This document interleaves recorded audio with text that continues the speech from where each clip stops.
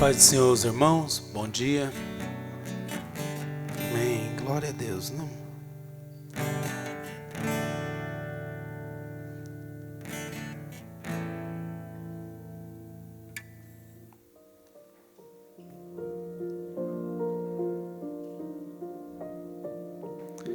Amém, glória a Deus. Vamos abrir a Bíblia no livro do Levítico, capítulo 6, glória a Deus. Então, como o Odair falou ontem, nós tivemos um seminário de adoração. Eu creio que foi um tempo de Deus para a nossa vida, né?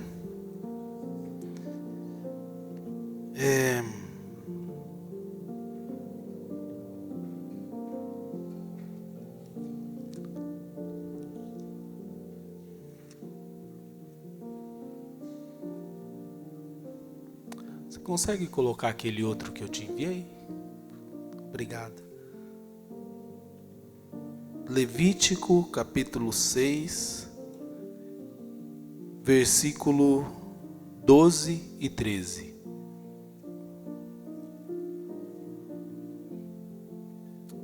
Diz assim: mantenha-se aceso o fogo no altar. Não deve ser apagado.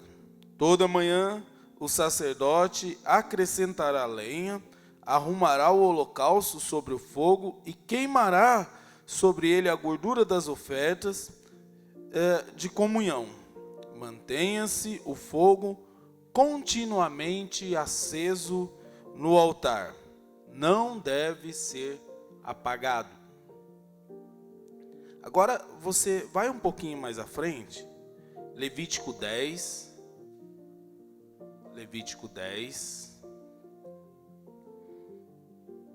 versículo 1 e 2. Diz assim: Nadab e Abiú, filhos de Arão, pegaram cada um o seu incensário, nos quais acenderam fogo. Acrescentaram incenso e trouxeram fogo profano, ou fogo estranho, perante o Senhor, sem que tivessem sido autorizados. Então saiu fogo da presença do Senhor e os consumiu. Morreram perante o Senhor. Moisés então disse a Arão: foi isso que o Senhor disse: aos que a mim se aproximam, santo me mostrarei, à vista de todo o povo serei glorificado. Amém? Coloca a mão na direção do seu coração. Espírito Santo, o Senhor tem liberdade para agir em nossa vida.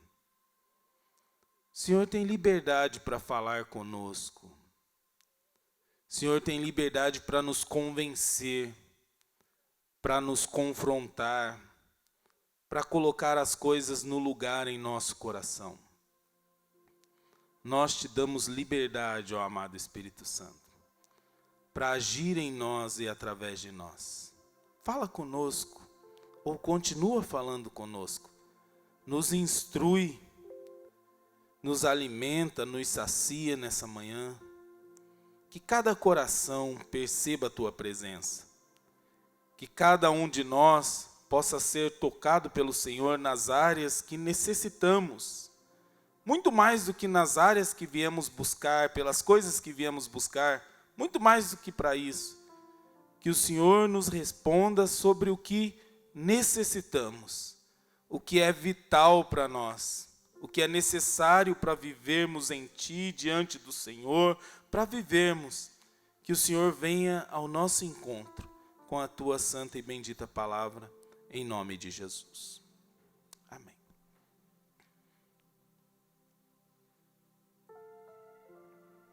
Bem, então, nessa fala de hoje, eu gostaria de continuar um pouquinho pensando sobre a vida dos levitas, sobre o sacrifício, sobre o tabernáculo, sobre essas coisas. Então, pessoal, tem alguém lá em cima? Tem, né? Vamos usar bastante o projetor, tá bom? Bom, então, você conhece a história do povo de Israel. O povo esteve preso no Egito, né, como escravo no Egito. O povo ficou lá e a Bíblia diz que o povo então começou a clamar a Deus. O povo, quando sentiu o açoite e a mão pesada do faraó, o povo começou a clamar a Deus. Às vezes a gente só clama quando a gente sente os açoites pesados no lombo, não é assim? Pois é. Mas glória a Deus que Deus é misericordioso. E Deus sempre nos estende a mão. E aí o povo clama a Deus e Deus envia Moisés como aquele que havera de tirar o povo do Egito. Você conhece a história. Então Deus envia Moisés e faz prodígios através da vida de Moisés e Arão diante do faraó. E o povo, gloriosamente, pelo braço forte do Senhor, é liberto do Egito.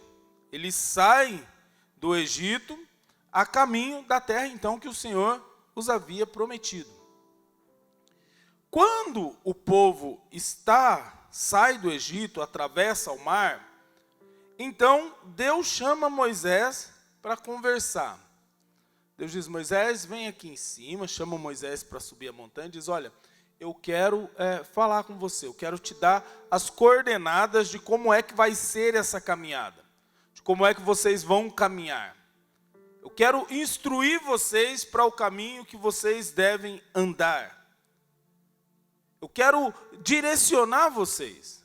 Então, vem para cá. E aí Moisés vai para diante do Senhor, e lá em cima do monte, você conhece a história, diz que Deus deu então as tábuas da lei para Moisés, e também deu algumas orientações, entre as quais, coloca lá o Êxodo 25, versículo 8. Entre as instruções que Deus deu para Moisés, Deus disse para Moisés para que eles construíssem uma tenda, um tabernáculo. Na linguagem comum de hoje, construíssem um templo, construíssem uma igreja no meio do povo, no meio do arraial, para que o povo pudesse congregar à volta e o povo tivesse como referência a presença de Deus no meio deles. Então está lá: e me farão um santuário e habitarei no meio deles. Deus sempre desejou se relacionar com o seu povo. Deus sempre desejou estar no meio do seu povo. Deus sempre desejou ser o centro na vida do seu povo. Esse tabernáculo que ia ser construído, essa igreja, essa tenda que ia ser construído, deveria ser construído no meio do povo. Então o povo que saiu, eles acampavam ao redor, né? O povo fez os acampamentos por famílias, e no meio do arraial, no meio do acampamento, foi construído o santuário, ou deveria ser construída a tenda da congregação. Para dizer que quando nós acampamos à volta, para que quando nós estamos unidos, a presença de Deus está no nosso meio. Então, essa ideia de igreja, de tenda da congregação, de todo mundo à volta ou em volta do Senhor, isso não é ideia de um pastor, de um apóstolo, de um bispo, que em um determinado momento da história falou: vamos fazer uma igreja. Igreja é ideia de Deus. Igreja, congregar os seus filhos à sua volta, ter os seus filhos à volta da sua mesa, é um propósito de Deus. Então Deus mandou eles construírem. Agora imagina Deus, o Moisés lá em cima do monte, e Deus fala assim: ó, vocês vão me construir uma tenda, vão me construir um tabernáculo, um santuário. E aí o Moisés diz assim: é para construir? Beleza, estou indo. Aí Deus fala: não, vem cá, vou te dizer como é que deve ser. Eu vou te dar as instruções. Eu vou te orientar em como é que deve ser esse santuário, como é que deve ser essa igreja, como é que deve ser esse ambiente onde eu vou me relacionar com o meu povo. Diga, eu preciso servir a Deus, a maneira de Deus. Moisés não podia descer de lá e falar, beleza, eu vou fazer do meu jeito, eu tenho umas ideias aqui do jeito que uma tenda fica bonita. Eu tenho umas ideias aqui do jeito que uma igreja fica, excelente. Eu tenho umas ideias aqui, Senhor, eu vou fazer um santuário legal para o Senhor. Não, Moisés. Eu quero um santuário, eu quero estar no meio do meu povo, eu quero me relacionar com o meu povo, mas do meu jeito. Diga, precisa ser do jeito de Deus. Esse tabernáculo, essa tenda, era uma tenda portátil. Então era uma tenda, quando o povo acampava, eles montavam a tenda no meio do arraial.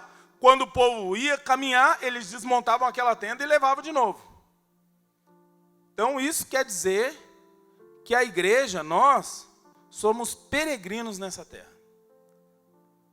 Deus estava com o povo no deserto, mas a ideia era levá-los até Canaã. A igreja do Senhor, que eu e você faz parte, nós estamos passando por essa vida, estamos nesse mundo, mas nós não somos daqui, nós somos forasteiros aqui. Nós estamos indo em direção a Canaã celestial. Há uma casa, há um lugar preparado para nós, e Jesus disse, olha, eu vou, mas eu volto, porque na casa do meu pai há muitas moradas, e eu vou indo lá preparar uma morada para que onde eu estiver, esteja vós também. Então, como aquele tabernáculo era portátil, eles levavam, ia caminhando, nós também, nós estamos numa caminhada, rumo a Canaã celestial. O céu é real. O céu é verdade. A gente não deve ficar envolvido com as coisas desta vida, embaraçado com as coisas dessa vida, e perder a noção de que nós não somos daqui. Porque às vezes a gente vive como se a vida fosse acabar no dia que a gente fechasse o olho aqui, não é assim? A vida começa, ou a morte começa quando a gente fecha o olho aqui. Nós estamos caminhando. Bom, essa tenda, esse tabernáculo que foi construído, ele traz o simbolismo do plano de salvação de Deus. Então, como é que era isso? Então nós vamos imaginar esse espaço da igreja aqui mesmo, né? Então tem os muros, aí tem o pátio ali, o estacionamento, tem essa antessala e tem essa outra sala. É justamente isso que era o tabernáculo. Então o tabernáculo, ele tinha lá os seus muros, né, que era feito de cortinas, e tinha um espaço, imagine o estacionamento ali. Aquele espaço de fora era chamado de átrio. Átrio. Você já viu em várias passagens dizendo, os átrios do Senhor. Então, quando você ouvir a palavra átrio, você pensa em quintal. O quintal de Deus. Era o átrio, né? Pensa ali no pátio, ali no estacionamento, o átrio do tabernáculo. E aí eu queria que você abrisse lá, por favor. É o Salmo 84. 84, versículo 10. Então eu estou fazendo uma introdução para a gente chegar no versículo que nós lemos. No texto que nós lemos. Para você entender. Para a gente entender junto. Então o Salmo 84 diz assim: porque vale mais um dia nos teus átrios, vale mais um dia no teu quintal, do que 1000 nas tendas da impiedade. Preferia estar à porta, na frente da porta, lá no quintal, para dentro do muro, mas na frente da porta da casa do meu Deus, a habitar nas tendas dos ímpios. Eu prefiro ficar no quintal de Deus do que sair para fora. Eu prefiro ficar nos limites de Deus. É melhor eu estar um dia nos limites de Deus do que a vida inteira lá para fora. É isso que o Davi está dizendo. Lá em casa tem um quintal na frente, a casa é um pouco recuada, e tem o portão. E as crianças às vezes querem sair para fora e ficar correndo. Sobretudo quando eu vou sair, eles falam, para que lado você vai, pai? Eu falo, vou para cá. Daí eles correm na outra esquina para dar tchau. Mas sempre a gente está dizendo, ó, não é para sair na rua. Fica para cá do portão. E aí eu falo, ó Célia, quando você estiver lá dentro, as crianças estiverem brincando ali, fecha o cadeado. Para as crianças ficar do portão para dentro. Para as crianças ficar no quintal. Porque aqui no quintal a gente está cuidando, aqui no quintal a gente está olhando, aqui no quintal a gente está zelando, está de olho, está cuidando, está ali debaixo do nosso esconderijo. E aí o salmista diz, aquele que habita no esconderijo do Altíssimo, a sombra do Onipotente descansará. Eu preciso estar no quintal de Deus. A gente às vezes quer abrir o portão e sair correndo, é assim ou não é? E às vezes a gente sai mesmo, não é? Vai dar uma volta lá para a esquina, para a rua de baixo. Só que lá para a esquina, para a rua de baixo, tem tantos perigos, não é assim? Na esquina e na rua de baixo da vida tem tantos perigos, não é?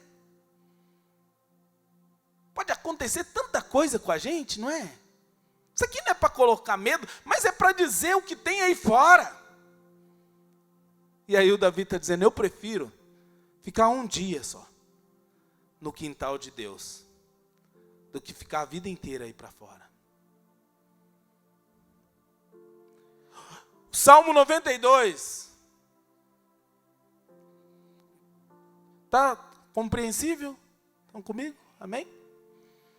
Salmo 92, versículo 12 e 13.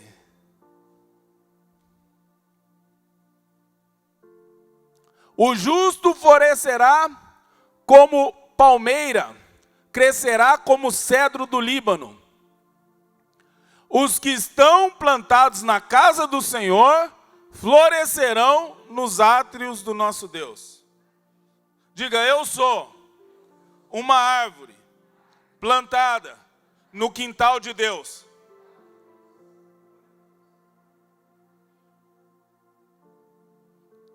Se você pegar as suas raízes e colocar lá na calçada, acabou o fruto.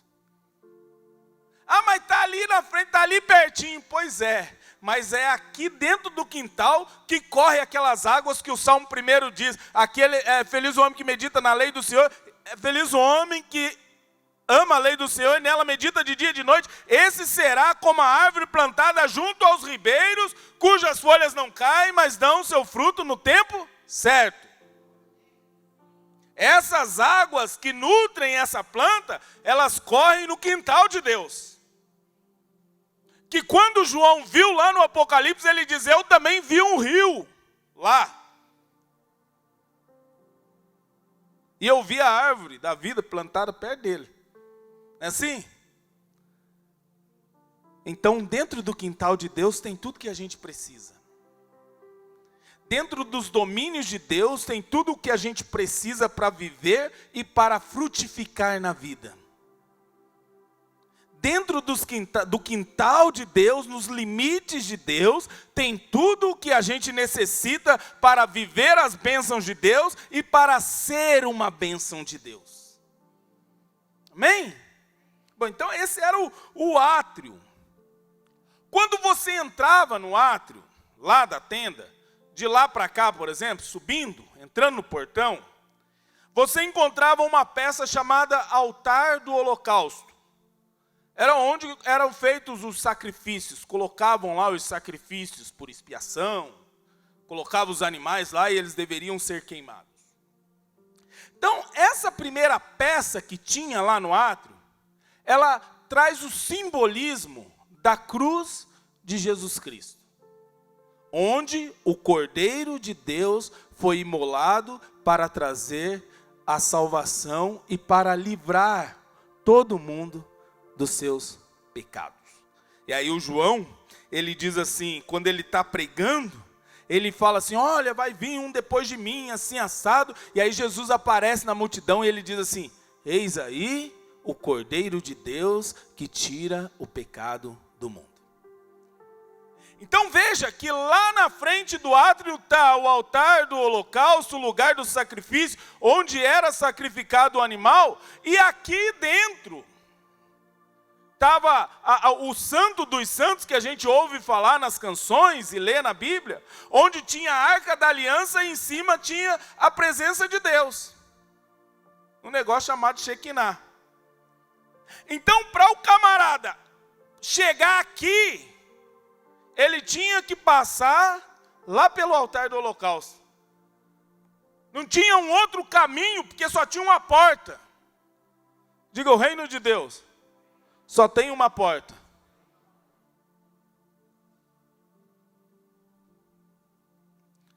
E aí, só para a gente ler lá, João 14:6.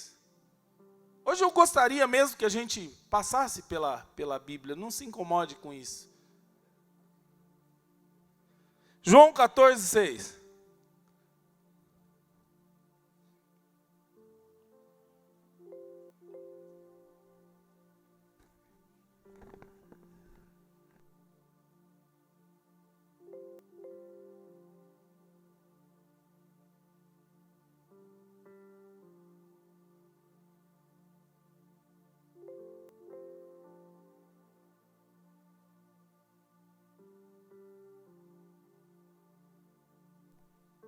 Muito obrigado.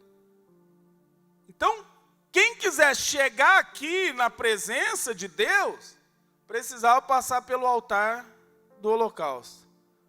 Se a gente quiser chegar ao Pai e ver ao Pai, a gente precisa passar pelo sacrifício de Jesus.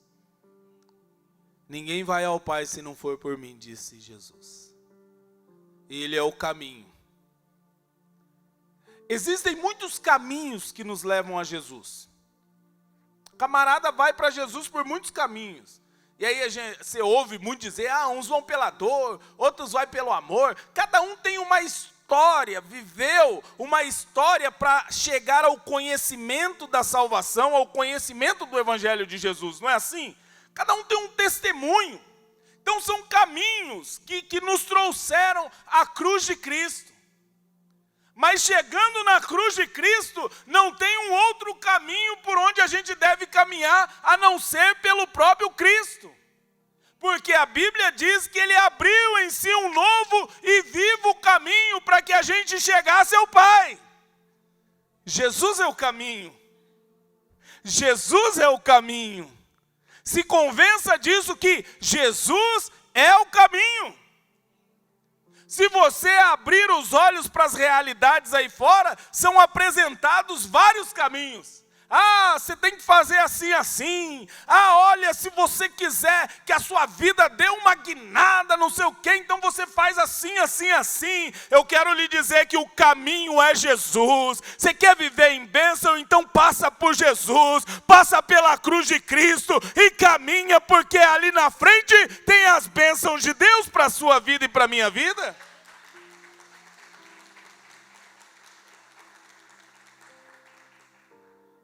O caminho é Jesus. Não tem jeito de chegar lá do outro lado. Falar, tudo é o mesmo Deus mesmo, tudo é para Deus mesmo, tudo vai levar para Deus mesmo. Não. Não é verdade. Jesus nos levará à casa do Pai. Jesus veio nos ensinar o caminho que devemos seguir. Amém? Muito bem, então você passava pelo altar do holocausto, ou eu devo passar pela cruz de Cristo. E aí uma segunda peça que a gente encontrava dentro do quintal, dentro do átrio, era chamada pia de bronze, ou uma bacia da purificação. Então, para entrar no santo lugar e no santo dos santos, para entrar dentro da tenda, o camarada precisa se purificar primeiro. O camarada precisava se lavar a mão, lavar os pés, para poder entrar na tenda. Então, abre lá o Salmo 24. Então veja que o altar do holocausto estava lá. E depois do altar do holocausto tinha uma pia. Então, você e eu passamos pela cruz de Cristo, mas depois disso tem uma pia, onde a gente vai se lavar. Porque o apóstolo diz que o Senhor não nos chamou para a impureza, mas para a santificação. A gente precisa se lavar. Você não toma banho todo dia? Pois é. Salmo 24. Salmo 24?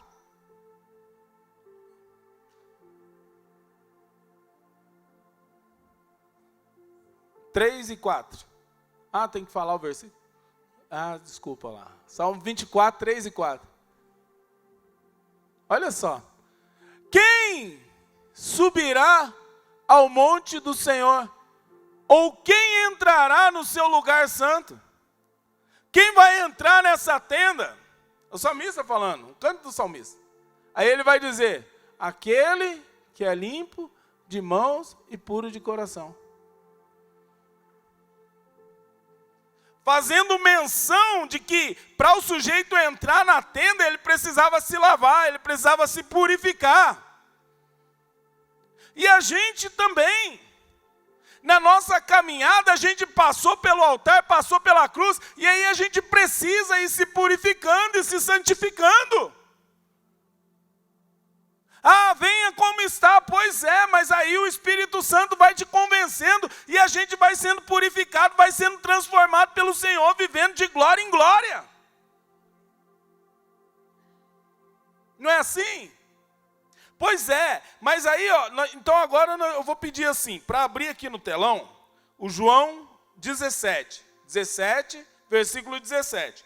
Alguém aí abre a Bíblia no Salmo 19, 119. Salmo 119. Alguém abre a Bíblia no Salmo 119 e uma outra pessoa abre a Bíblia no Evangelho de João, capítulo 15. Então, no telão, João 17, 17. Alguém abre aí, Salmo 119, versículo 9. E uma outra pessoa abre Evangelho de João, capítulo 15, versículo 3. Veja, dentro da pia, tinha água, onde as pessoas se purificavam com aquela água. E deixa eu lhe falar uma coisa.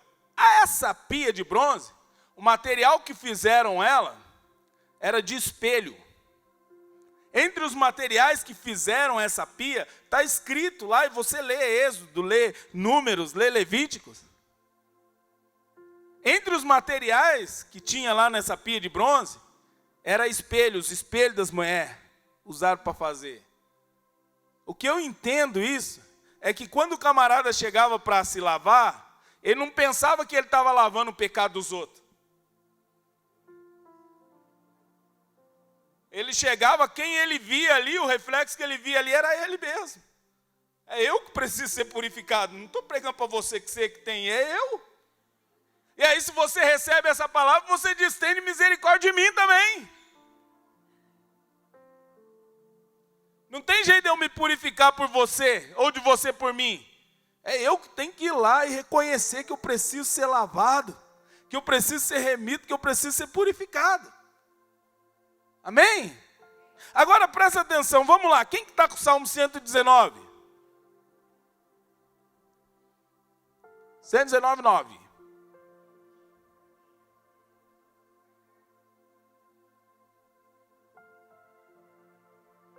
De que maneira poderá o homem guardar puro o seu caminho, purificar o seu caminho, purificar a sua vida, guardando a sua palavra. A água da bacia lá simboliza a palavra de Deus que nos purifica, que limpa os nossos caminhos. Diga, eu não posso ficar sem ouvir a palavra.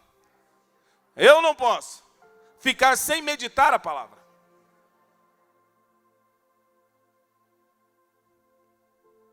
João 17.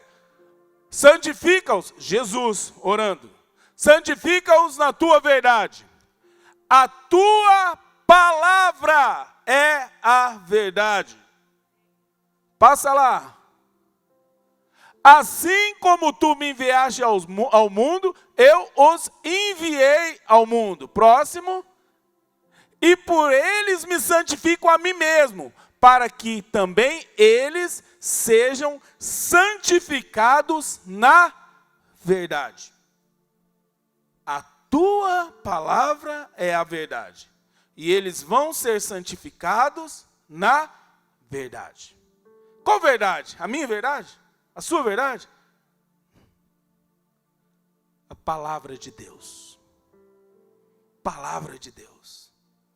A gente lê a palavra e o Espírito Santo traz o entendimento da palavra no nosso coração e o Espírito Santo nos convence que aquela palavra é a verdade e que o que porventura está no nosso coração é mentira, e essa mentira que está no nosso coração, ela dá lugar à verdade. E aí a gente vai sendo purificado pela palavra.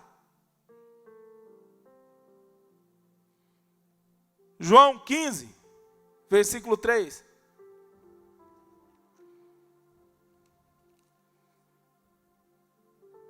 Quem que leu?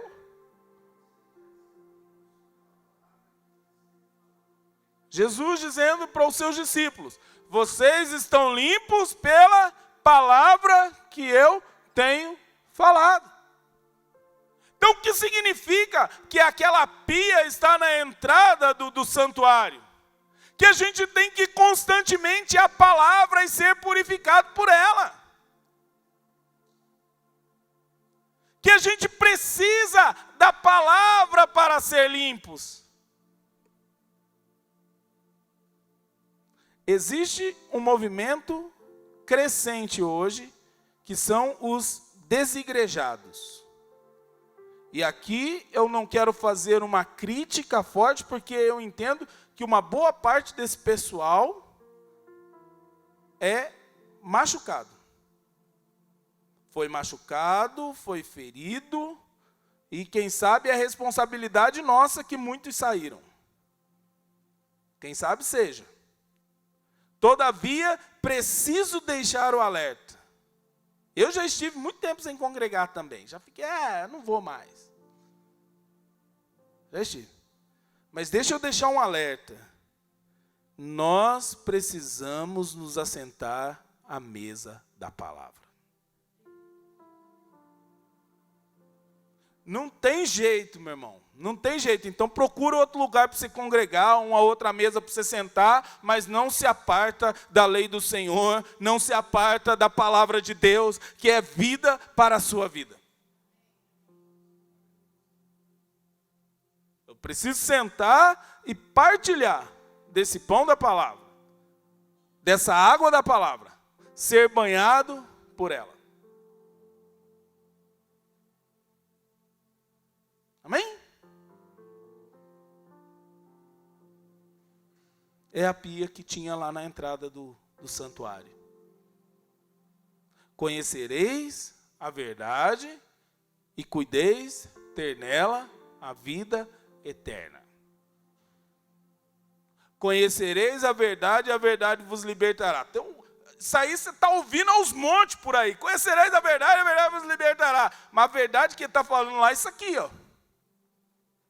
Isso aqui, a palavra de Deus, que nos liberta do pecado, que nos liberta da imundície, que nos liberta da sujeira, que nos liberta das garras de Satanás. A palavra de Deus.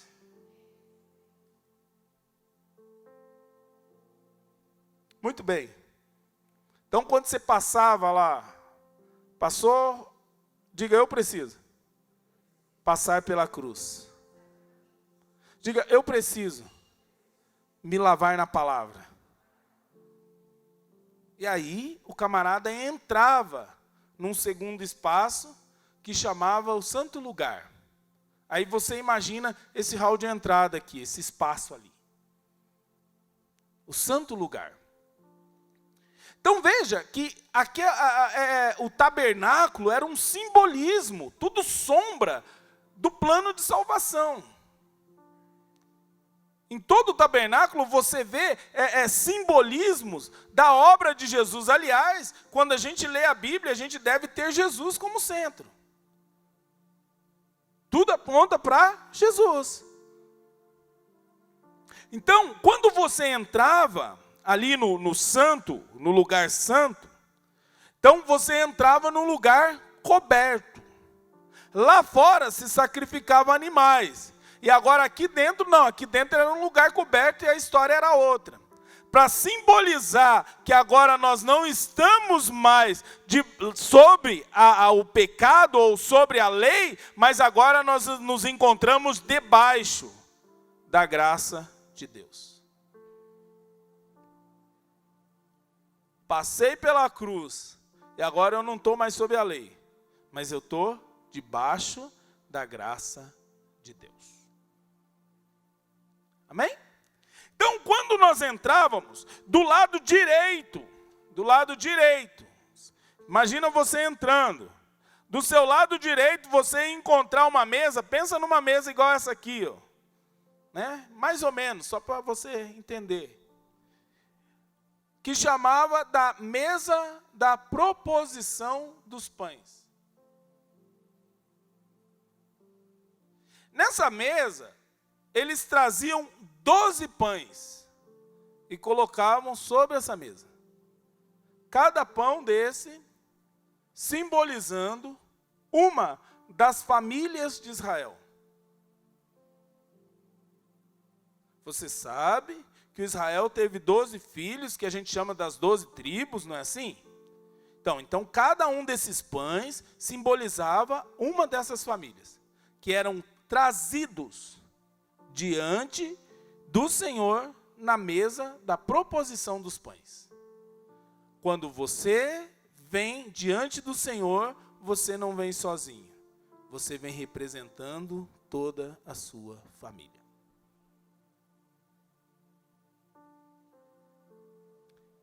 Deus conta com você para salvar toda a sua família. Não deixe de representar a sua família diante do altar de Deus. Não deixe de trazer a sua família representada, e agora não mais no pão da proposição, mas no seu coração, nos seus pedidos. Não deixe de trazer a sua família diante de Deus. Quando você vier, você continua trazendo a sua família, falando o nome daquele familiar. Aquilo que você acha mais difícil, porque para Deus não tem difícil. Um dia Jesus estava falando da salvação para os discípulos, e os discípulos olharam e falaram assim: ah, Senhor, mas quem pode se salvar? Ele disse: o que é impossível aos homens, é possível para Deus. Que camarada que você olha assim, seu familiar, você fala: esse camarada é torto, é impossível salvar esse camarada. Traz ele diante da presença de Deus, que Deus tem o remédio, Deus tem o jeito, Deus tem o método de ajeitar.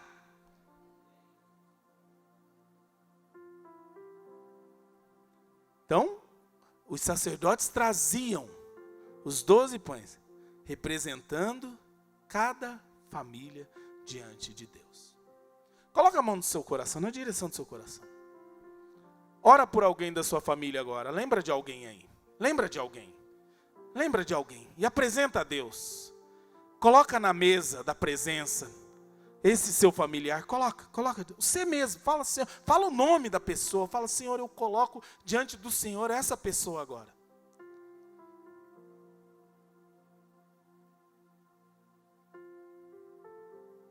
Senhor, recebe a nossa oração nesse momento. Senhor, e não há limites para a tua misericórdia. Não há vale profundo que a tua mão não possa alcançar. Que o Senhor alcance essa pessoa que é trazida diante do Senhor nesse momento, papai. Esteja onde estiver, seja qual for o quadro, seja qual for a situação da vida dessa pessoa, nós concordamos em oração nesse momento, para que essa pessoa escute um chamamento do Senhor, para que essa pessoa escute a voz do Senhor a chamando, para que essa pessoa tenha os seus ouvidos desagravados e possa ouvir a voz do Senhor, para que essa pessoa seja liberta das amarras onde ela se encontra. Senhor, nós trazemos os nossos familiares diante do Senhor, para que o Senhor os liberte, para que o Senhor os alcance, no nome santo de Jesus. Você crê, não? Você crê nisso?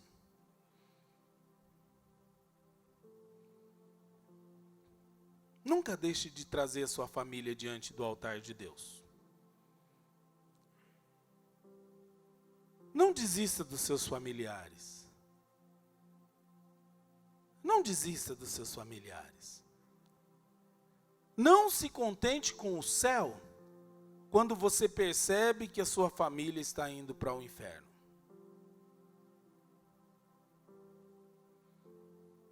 Ore por eles. Jejue por eles. Traga diante do altar do Senhor, coloca na mesa da proposição a sua família. E eu creio que Deus é fiel para completar a obra que começou na sua família, que começou através de você. Amém? Muito bem, nós já estamos indo para o final já. Não se canse. Essa mesa da proposição dos pães que tinha lá dentro, ela também representa, esse pão também representa Jesus, o pão vivo que desceu do céu. Jesus um dia falando com as pessoas, Jesus disse: eu sou o pão vivo que desceu do céu. Quem comer de mim não morre, mas viverá eternamente. E Jesus estava dizendo isso porque as pessoas estavam dizendo: mas quem é você? Os nossos pais comeram o maná do deserto, comeram o pão lá no deserto. Aí Jesus disse: pois é, mas eles morreram, não é assim? Eu sou o pão vivo que desceu do céu. Quem comer de mim não morre. Nenhum milagre que Deus possa realizar na sua vida é mais importante do que o próprio Deus. Desfrutar de uma vida de comunhão com Deus é melhor do que qualquer maná que possa cair na sua vida. Viver em comunhão, comungar do Senhor, participar deste pão da presença do Senhor é melhor do que qualquer outro pão que Deus possa colocar na sua mesa física. Eu sou o pão vivo que desceu do céu, disse Jesus. Vamos lá. Do seu lado esquerdo, todo mundo está acompanhando ou não? Acompanhando? Do lado esquerdo, quando você entrava na tenda, você via o candeeiro, que é um candelabro, né? Aquela lâmpada, né? Que, com várias lâmpadas, você já deve ter visto uma foto de um candeeiro, de um candelabro. Bom, aquele candeeiro que tinha ali dentro, ele simbolizava Jesus, a luz do mundo. Né? João 8:12, pode colocar lá, por favor? Jesus, a luz do mundo. Falou Jesus, pois, outra vez, dizendo: eu sou a luz do mundo, quem me segue não andará em trevas, mas terá a luz da vida. O profeta Isaías, falando de Jesus, disse que aqueles que viviam em trevas, viu brilhar uma grande luz. Quando você na sua vida, não tem momento na vida que você se sente no escuro? Fala: estou perdido, não sei para onde caminhar. Pois é, olha para a luz. Olha para Jesus. Olha para Jesus, que Jesus é a luz que ilumina as trevas da nossa vida, as trevas do mundo. Quem me segue não andará em trevas. Eu sou bem esquisito de lidar. Quem vive comigo sabe que eu sou um cara esquisito, cheio de coisinha. Eu gosto muito de andar para o escuro. Às vezes os irmãos chegam aqui, às vezes eu chego mais cedo, eu deixo tudo apagado. Eu fico para o escuro aqui. Às vezes, que susto, né? Lá em casa, às vezes eu ando pro escuro, a Célia fala assim, não sei como é que você consegue ficar andando pro escuro, que coisa esquisita. Aí eu brinco com ela, falando assim, quem anda pela luz de Cristo nunca andará em trevas. É brincadeira, mas é para simbolizar isso aqui, que está escrito na palavra. Se eu estou em Jesus, eu não estou mais em trevas. Eu fui tirado das trevas e colocado em sua maravilhosa luz. Você não está mais em trevas. Pode ter momentos em sua vida que você se sente sem direção, se sente perdido. Isso é comum da vida, mas olha para Jesus, que a luz está ali, o sol da justiça está levantado sobre a sua vida. Amém? Bom, esse candeeiro que tinha ali dentro, ele também simboliza os cristãos. Simboliza eu e você. Mateus 5, por favor. Mateus 5.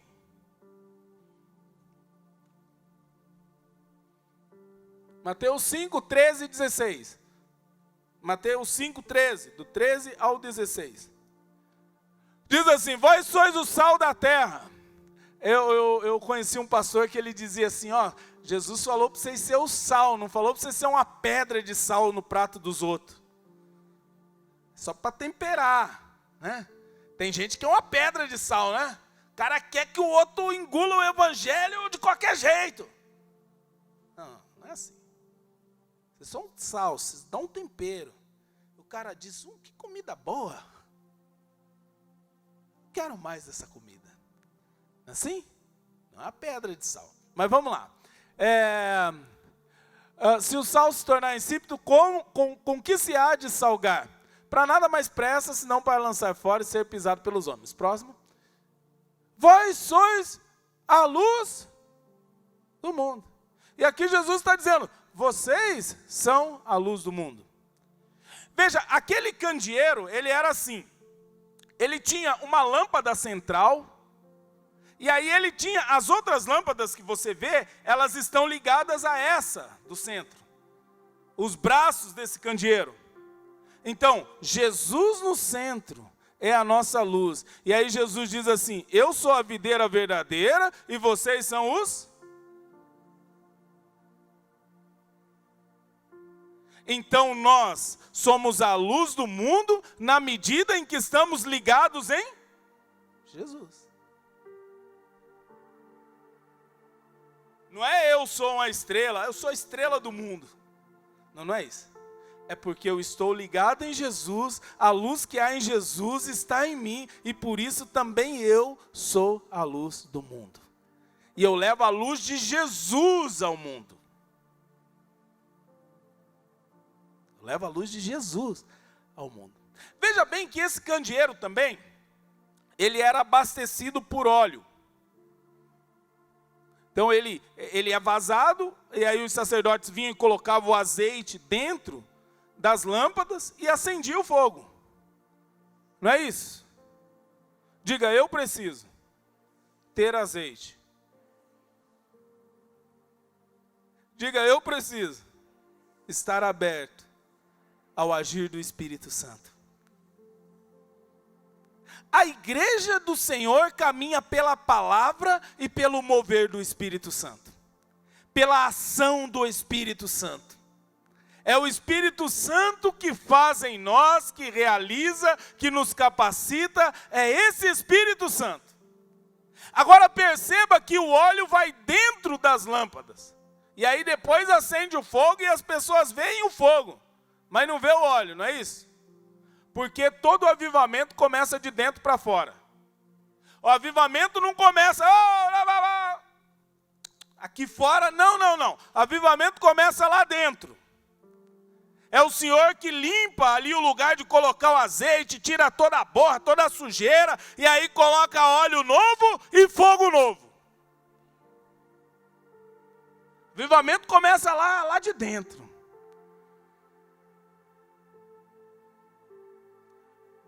As profecias que falam de avivamento diz que quando ele vier, ele converterá o coração dos pais aos filhos. Avivamento começa com arrependimento lá dentro. Eu tirando coisa velha lá de dentro, lixo lá dentro. E dando lugar a esse óleo novo do Senhor. E aí quando eu estou cheio desse óleo, aí o Senhor acende. E aí aparece para as outras pessoas esse fogo. Mas esse fogo só aparece a partir das coisas que estão lá dentro. Porque senão é o chamado fogo de palha. Acabou. Bateu o isqueiro lá. Que negócio. Acabou o culto, acabou o avivamento. Acabou o louvor, acabou o poder. A música parou, já era.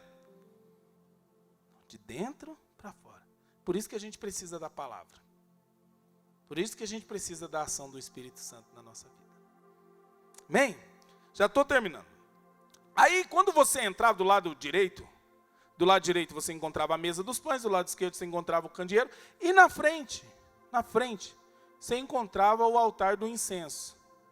E esse incenso, a palavra diz que são as orações dos santos, que estão diante de Deus. Bem na entrada do Santo dos Santos, onde estava a presença de Deus, tinha o altar do incenso, que representa as suas orações, que representa os seus louvores, a sua adoração, que representa a sua vida de sacrifício diante de Deus, seus esforços, que representa a sua vida de serviço ao Senhor.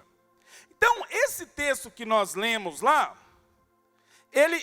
o do Levítico, volta para mim, por favor, lá. Levítico 6, 12 e 13. Eu dei toda essa volta só para a gente entender isso aqui. Então diz que o fogo arderá continuamente sobre o altar e não se apagará. Então o que acontece? Quando, presta atenção nisso que é muito importante. Quando eles construíram o tabernáculo à maneira de Deus, e eles colocaram o sacrifício lá fora, em cima do altar, Deus enviou fogo para queimar aquele sacrifício. Deus acendeu um fogo lá. E aí é esse fogo que Deus acendeu que deveria estar continuamente sobre o altar e não se apagar. Então ele diz assim, o fogo que está sobre o altar arderá nele, não se apagará. Mas o sacerdote, e nós somos uma nação de sacerdotes, somos sacerdotes santos, não é isso? Então o sacerdote acenderá lenha nele a cada manhã.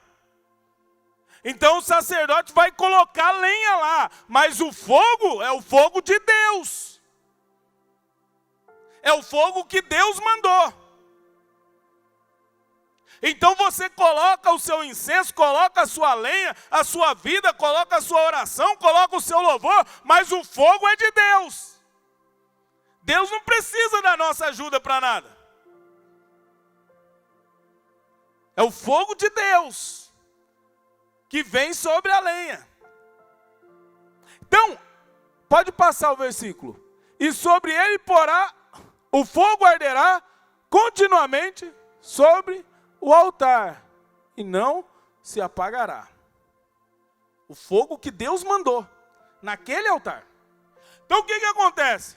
O sacerdote, ele ia lá naquele altar, pegava as brasas desse fogo que Deus acendeu, e vinha aqui e colocava no altar do incenso e no seu incensário. Incensário alguns chamam de turíbulo, que é onde coloca o incenso e o camarada fica balançando assim para subir as fumaças. Então, o fogo que ia lá no altar do incenso para queimar o incenso, e o fogo que ia no incensário, era o fogo de Deus. A brasa viva tirada do altar de Deus, que Deus acendeu. E aí nós lemos o texto do Levítico 10, 1 e 2.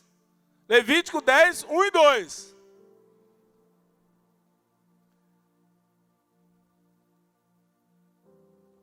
E os filhos de Arão, Nadab e Abiú, tomaram cada um seu incensário. Eles entraram na tenda do Senhor, passaram por todo o caminho, eles entraram diante do Senhor e pegaram ali no altar do incenso o seu incensário e falaram: vamos queimar um incenso para Deus.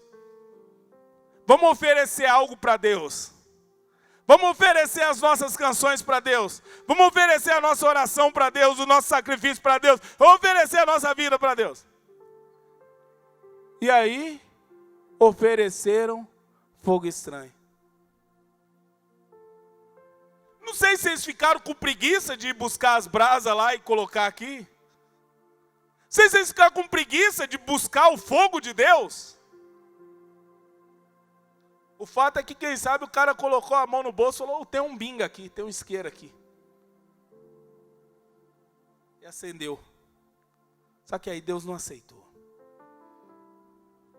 Não é qualquer fogo. Não é de qualquer jeito. É o fogo de Deus. É a unção de Deus.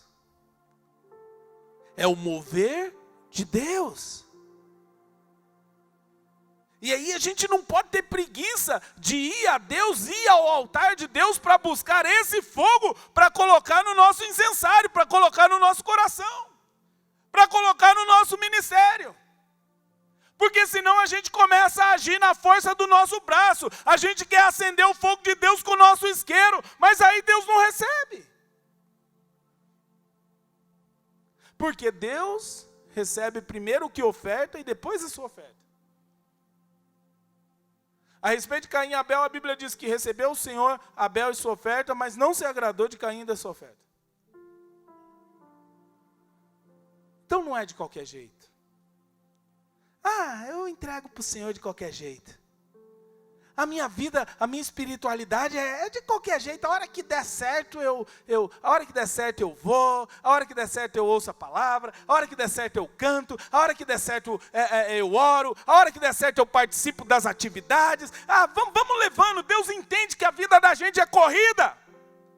Deus entende que não dá tempo para a gente ir no altar buscar as brasas vivas.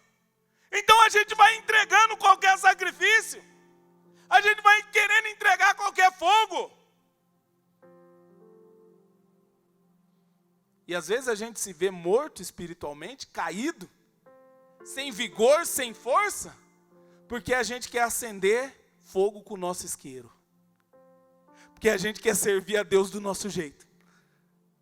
Porque a gente quer servir a Deus segundo o nosso entendimento. Mas eu quero te convidar nessa noite a ir ao altar de Deus, buscar das brasas vivas tiradas do fogo de Deus. Eu gostaria que nessa noite o incensário do seu coração fosse aquecido pelas brasas vivas tiradas do altar. Eu gostaria que o seu coração fosse incendiado com aquele fogo, com aquela paixão de buscar o Senhor, de querer saber o que é que o Senhor tem para a sua vida, para o seu ministério, para a sua família, para a sua história, mas busque no Senhor. Essa é a palavra. A gente precisa da cruz, passar pela cruz, precisa se purificar, precisa ouvir a palavra, mas a gente tem que buscar o fogo do Senhor. Buscar no Senhor, aquecer o nosso coração com o fogo de Deus. Senão a gente fica gelado. Não, a gente vai definhando. E aí a palavra de Deus para o nosso coração: desperta, ó tu que dorme. O Senhor quer nos despertar, quer nos avivar, trazer um óleo novo e um fogo novo, mas é a maneira de Deus. Qual que é a maneira de Deus, Anésio? A maneira de Deus é o que está na palavra de Deus.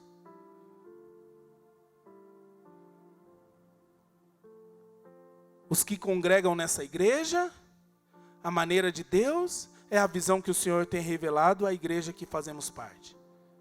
O que congrega em outra igreja, a maneira de Deus é o que o seu pastor, o seu líder tem indicado para você viver.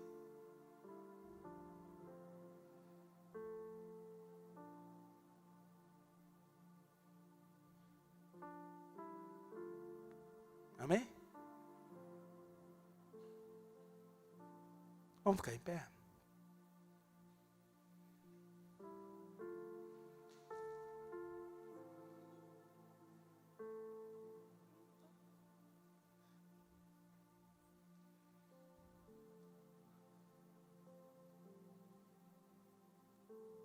Amém? Pode ser essa que tocou aí por último. Vamos buscar o Senhor? Fala com o Senhor aí no seu coração. Eu sei que a palavra toda é muito longa, muita coisa o Onésio falou, mas sobre aquilo que o Senhor falou no seu coração, porque eu não tenho dúvida que alguma coisa Deus falou com você.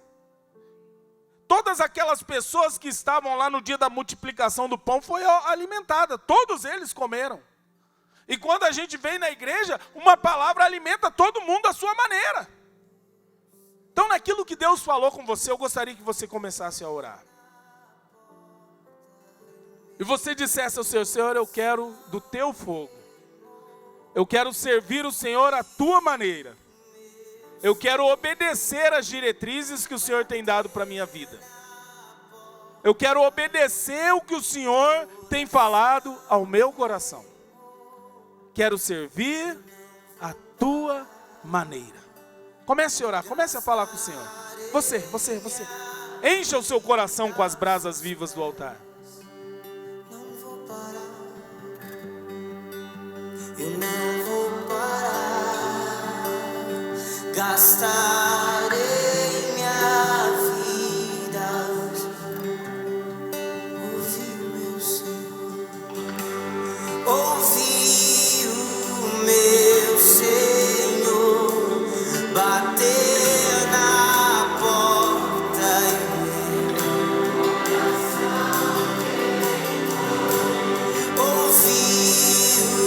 meu Senhor, bater na porta.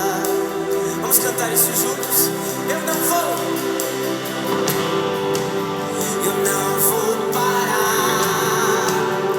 gastarei minha vida. Não vou, eu não vou parar, gastarei minha vida aos seus pés. Eu tenho um fogo cerrado em meu peito, que não me dá descanso. Eu não tenho descanso. Eu tenho um fogo cerrado em meu Deus, em nome de Jesus, que o teu fogo seja aceso no nosso coração. Que toda a cinza seja levada para longe, seja soprada. E que as brasas vivas ardam em nosso coração. Por fazer a tua vontade, o desejo de te servir. O desejo de ouvir a tua voz e caminhar pelos teus caminhos. Que a nossa vida seja restaurada nessa hora. Que a nossa vida de fé, que a nossa caminhada, que a nossa vida familiar seja restaurada pelo teu fogo nessa hora. Acende o teu fogo em nosso coração, é a nossa oração no nome bendito de Jesus. Nesse momento que estamos, ó Pai, diante do teu altar, a buscar pelas tuas brasas vivas, que o Senhor também possa contemplar a oração de cada um. Aqueles que vieram para a cura, que recebam a cura agora em nome de Jesus. Aqueles para a libertação, que sejam libertos agora em o nome de Jesus. Aqueles que buscam por seus familiares, que tenham as respostas de suas orações respondidas em o nome de Jesus. Seja qual for a oração, a petição do teu filho, Senhor. Nesse momento, em nome de Jesus, que o Senhor possa receber, enviando do teu fogo como confirmação. É a nossa oração no nome bendito de Jesus.